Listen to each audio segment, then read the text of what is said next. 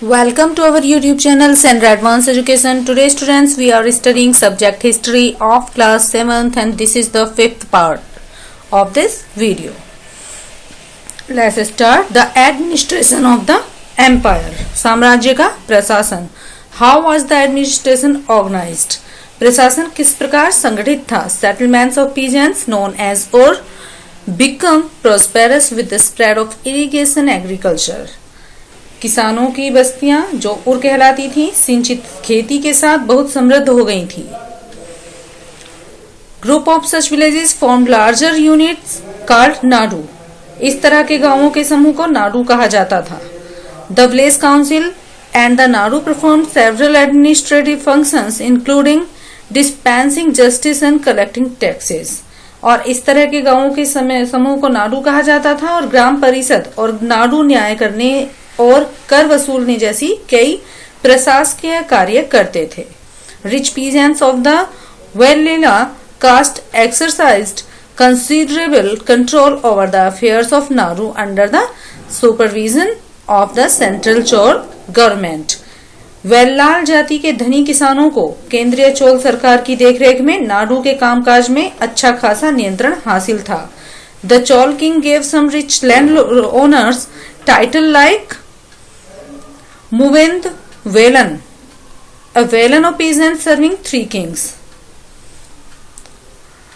Ariyar, chief, etc.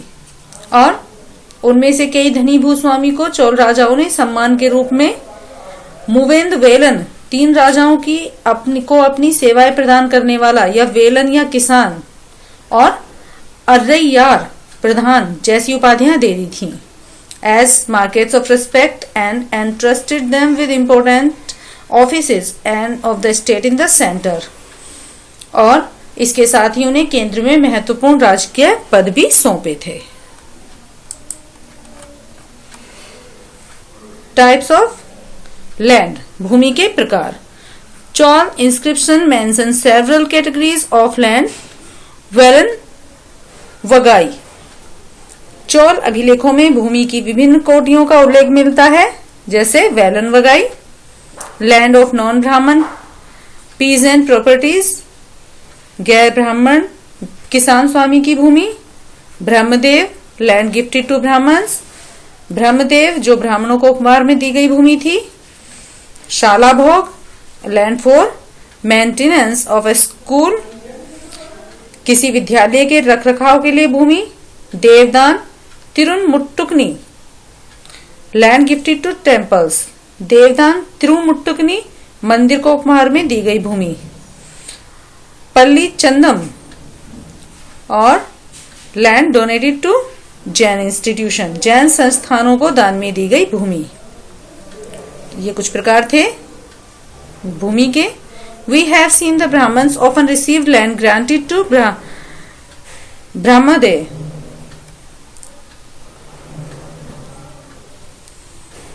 हमने ऐसी कुछ जमीन देखी जिन्हें ब्राह्मणों को दिया जाता था. उन्हें क्या कहा जाता था? ब्रह्मदेव. एज अ रिजल्ट और उसके परिणाम स्वरूप a large number of Brahman settlement emerge in Kaveri valley और as in other part of south India. और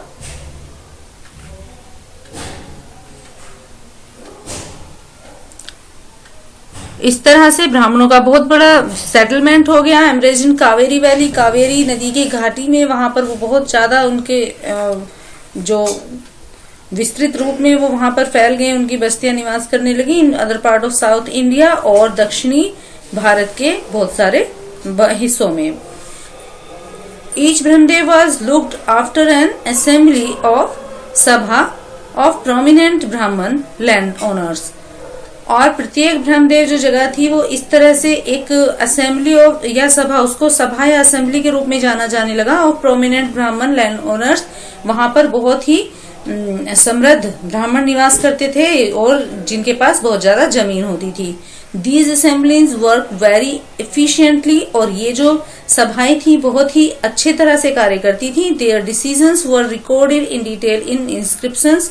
और उनके जो निर्णय थे उनको रिकॉर्ड करके रखा जाता था और often on the stone walls of temple, और प्राय मंदिर की दीवारों पर भी उनको लिखा जाता था. Association of traders known as nagaram also occasionally perform administrative function in towns. और कस्बों में जो एसोसिएशन ऑफ ट्रेडर्स, जो व्यापारी लोग थे, वो भी वहां पर, उन्हें नगरम के नाम से जाना जाता था, जो वहां पर एडमिनिस्ट्रेटिव का रोल निभाते थे या महत्वपूर्ण कार्य करते थे वहां की देखरेख में.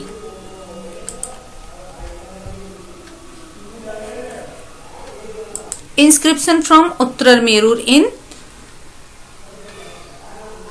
Chingleput district, Tamil Nadu, provide details of the way in which the sabha work organised.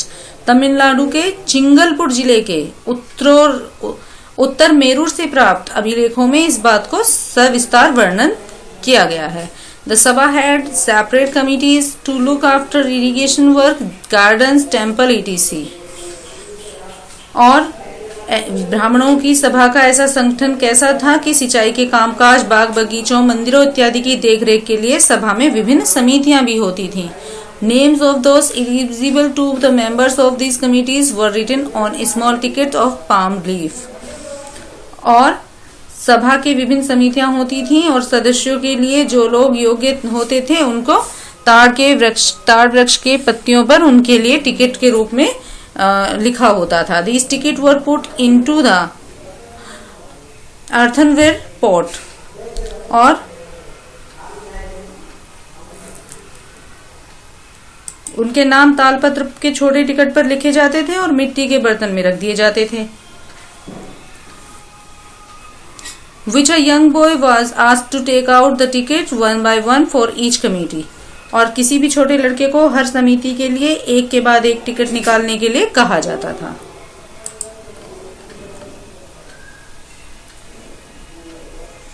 Inscriptions and taxes, अभिलेख और लिखित सामग्री.